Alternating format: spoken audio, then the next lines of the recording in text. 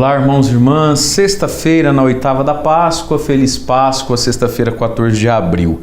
Uma alegria estarmos juntos para a nossa homilia diária e quem pela primeira vez nos encontra aqui no YouTube, seja muito bem-vindo, muito bem-vinda, acompanhe a gente por aqui, se inscreva no nosso canal e você pode também ficar mais perto de nós através do Instagram, Padre Mário Augusto Sartori, ou também o nosso Instagram, Paróquia Alto Piquiri, que é o nosso santuário, diocesano São José. Você fica perto de nós também, das nossas notícias e da nossa programação de evangelização. Lembrando você, semana que vem está chegando aí o dia 19, todo dia 19, Missa do Impossível Glorioso São José, e todo dia 19 a gente celebra essa missa agora dentro do nosso santuário, dentro da igreja de São José que está sendo construída. Quero pedir para o pessoal colocar aí um takezinho rapidinho de como foi dia 19 de março, que a gente celebrou inclusive 60 anos da nossa paróquia, num domingo, então veio gente do Brasil inteiro aqui. Nesse próximo dia 19, acredito que não vai ter esse tanto de gente, porque também não é um domingo, é um dia de semana, mas você pode vir peregrinar aqui para pedir ou para pagar também as suas promessas a São José, porque agora somos santuário diocesano de São José, e se você estiver com as disposições necessárias para as indulgências aqui no santuário de São José, você pode lucrar essas indulgências para você ou para os seus falecidos. É uma bênção muito grande esse presente para nós, de sermos santuário com as indulgências também. Queridos, então todo dia 19, 6 da manhã, a missa, na sequência tem a peregrinação nas nossas capelas, momentos de espiritualidade, de oração, é uma bênção, isso vai ter a hora do almoço, E depois à noite tem a segunda missa do Impossível, que São José, às 19h30, tá bom? Vamos lá então agora, vamos ao Evangelho de hoje. João capítulo 21, versículos de 1 a 14, diz assim: Naquele tempo Jesus apareceu de novo aos discípulos à beira do mar de Tiberíades. A aparição foi assim: estavam juntos Simão Pedro, Tomé, chamado Dídimo, Natanael de Caná da Galileia, os filhos de Zebedeu e os outros 2 discípulos de Jesus. Simão Pedro disse a eles: Eu vou pescar. Eles disseram: Também vamos contigo. Saíram e entraram na barca, mas não pescaram nada naquela noite. Já tinha amanhecido e Jesus estava de pé na margem, mas os discípulos não sabiam que era Jesus. Então Jesus disse: Moços, tendes alguma coisa para comer? Responderam: Não. Jesus disse-lhes: Lançai a rede à direita da barca e achareis. Lançaram, pois, a rede e não conseguiam puxá-la para fora, por causa da quantidade de peixes. Então o discípulo a quem Jesus amava disse a Pedro: É o Senhor. Simão Pedro, ouvindo dizer que era o Senhor, vestiu sua roupa, pois estava nu, e atirou-se ao mar. Os outros discípulos vieram com a barca, arrastando a rede com os peixes. Na verdade, não estavam longe da terra, mas somente a cerca de 100 metros. Logo que pisaram a terra, viram brasas acesas com peixe em cima e pão. Jesus disse-lhes: Trazei alguns dos peixes que apanhastes. Então Simão Pedro subiu ao barco e arrastou a rede para a terra. Estava cheia de 153 grandes peixes. E apesar de tantos peixes, a rede não se rompeu. Jesus disse-lhes: Vinde comer. Nenhum dos discípulos se atrevia a perguntar quem era ele, pois sabiam que era o Senhor. Jesus aproximou-se, tomou o pão e distribuiu por eles, e fez a mesma coisa com o peixe. Esta foi a terceira vez que Jesus, ressuscitado dos mortos, apareceu aos discípulos. A palavra da salvação. Então o discípulo a quem Jesus amava, João, disse a Pedro: É o Senhor. Esse evangelho nos mostra uma amizade muito bonita e nos mostra uma cooperação e um complemento. Pedro e João. Pedro é um homem que recebeu a revelação. Tu és o Cristo. Por isso, quem tem revelação tem autoridade, Quem tem revelação tem as chaves. Pedro tem as chaves, é o Papa. João é o discípulo amado de Jesus, é o mais íntimo de Jesus, mas não é o que tem mais autoridade. Qual dos dois é mais importante, E aí nós vemos como João é importante para Pedro e o quanto João respeita Pedro, o papel, a hierarquia de São Pedro, E é ele quem vai ajudar Pedro, inclusive, a abrir os olhos. Pedro, é o Senhor. Porque João sabe que não adianta todo mundo enxergar que é o Senhor se Pedro não reconhecer que é o Senhor. E nesse Pedro aqui está a igreja.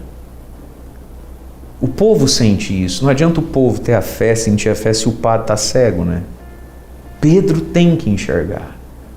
A igreja, a instituição, o sacerdote e o sacerdócio precisa enxergar. E para isso João é muito bem-vindo, né? A fé do povo, muitas vezes é o que abre os olhos de um padre, né? Às vezes a gente estuda muito, lida com muitos assuntos, muitas preocupações, e às vezes é aquele mais simples, mais íntimo de Jesus, ele não tem aquele poder, não tem aquele lugar, não tem aquele status, mas ele enxerga melhor e ele vai dizer: Pedro, é o Senhor, cara, a gente já viu esse filme antes. Noite toda pescando, parece que os peixes tudo somem da gente, só de sacanagem. Aí um cara aparece lá na beira do mar e fala: ei, joga aí do outro lado, a gente aqui tudo cansado, resolve obedecer um cara que a gente nunca nem viu. E aí a rede enche de peixe. Pedro, eu já vi esse filme antes, lembra? A gente já viu isso acontecer, Pedro. É o Senhor. E aí Pedro meio que acorda desse sono letárgico, né? E veja, são as aparições de Jesus aos seus discípulos. O ressuscitado agora precisa ir ressuscitando a vocação dos seus, né? Eles precisam agora se reinterpretar quem nós somos, o que a gente está fazendo. E se Jesus aparece, desaparece, a gente volta para casa, a gente continua evangelizando, quem somos nós, né? Enfim. Mas olha que lindo, Pedro e João. É Pedro quem arrasta a rede. É Pedro quem sustenta todas as coisas. É Pedro quem testifica e legitima as experiências de fé de todo mundo. Mas ele também precisa ser tocado pela fé. E aí ele precisa de um João. Como é importante na nossa vida a gente ter um João, né? Que nos ajuda a reconhecer. Isso é na inveja dos outros, não. Isso é Deus trabalhando o teu orgulho. Como é importante um João na nossa vida que nos ajuda a reconhecer a presença de Deus na nossa história, no nosso hoje, a discernir a voz de Deus, a nos guiar pelas coisas, né? Nesse mar de Tiberíades, que às vezes é noite, é escuro e confuso, a voz de um amigo de Deus, João. E hoje é dia de a gente rezar, que nunca nos falte um João. Rezar abençoando quem tem sido ou quem foi João na nossa vida. E rezar para sermos um João também, né? Mas também rezarmos para sermos um Pedro que se permite abrir os olhos. Mas não se Pedro vira para João e fala: o que você sabe, rapazinho? Você está achando que você quer? Pedro também foi dócil a João. Ele acolhe o que esse amigo fala. E aí então Jesus faz de novo o quê? O que ele sempre faz nas aparições ressuscitado. Um dia atravessa a parede, um dia vem não sei de que jeito, um dia aparece na beira do mar, mas sempre Jesus diz: vamos comer. Sempre Jesus pega um pão, abençoa, dá graças e dá aos seus discípulos. É sempre esse gesto eucarístico. O ressuscitado sempre faz Eucaristia, porque é onde ele está, na Eucaristia. Ele sempre toca os discípulos com a palavra e sempre parte um pão. É a missa, né? É sempre o evangelho de cada dia, a palavra de cada dia e o pão, né, da Eucaristia de cada dia. E aí então os discípulos simplesmente sabem, é o Senhor. Veja, gente, a realidade do corpo ressuscitado, glorioso de Jesus, é um negócio assim que transcende a inteligência humana. Veja, eles sabem que é Jesus, mas sentem vontade de perguntar se é Jesus mesmo. Não pergunta porque sabe que é. Eles estão vendo alguém ali comendo tudo. O que é esse corpo glorioso? Só quando a gente tiver um também, né? Então, veja, a ressurreição supera, né? Ela explode, ela transcende essa coisa humana, tempo, espaço. É alguém. Será que é Jesus? É claro que é Jesus, mas é um corpo novo, é um corpo glorioso, né? Mas esse que é tão glorioso, ele está na Eucaristia. Por isso, queridos, nas noites de desânimo da nossa vida, nas incertezas e nas inseguranças da nossa vida, assim como Pedro teve, disse: vou pescar, tipo, acho que vou voltar a ser pescador, esse negócio de ser apóstolo da camisa para ninguém não. Quando as pessoas se sentem assim: padre, andei bem aí, tropecei, caí de novo, acho que eu não tenho muito jeito mesmo não, eu acho que eu sonhei alto demais em querer ser um homem de Deus, uma mulher de Deus, acho que o meu lugar é aqui mesmo, na mão do diabo. Tem gente que pensa isso de verdade, sente isso, né? Às vezes quando a pessoa fala assim: padre, caí de novo, deu certo, acho que eu estou assim, com a minha fé meio vacilante, eu ando meio desconfiado de Deus. Mentira, a sua fé em Deus não diminuiu sua fé em você. Quando a gente peca, a nossa fé não diminui em Deus, diminui em nós. Você começa a olhar para você e fala: cara, eu acho que eu sou pescador mesmo, eu acho que eu me iludi com essa história de que eu ia ser discípulo, que eu ia ser apóstolo. Eu não sou como o profeta Jeremias, né, que senta, pede para morrer e fala: Senhor, tira minha vida, eu não sou melhor que os meus pais. Eu não sei, né? Eu quis ser águia, mas sou galinha, né? Nesses momentos, meus irmãos, que não nos falte um João para dizer ao Senhor.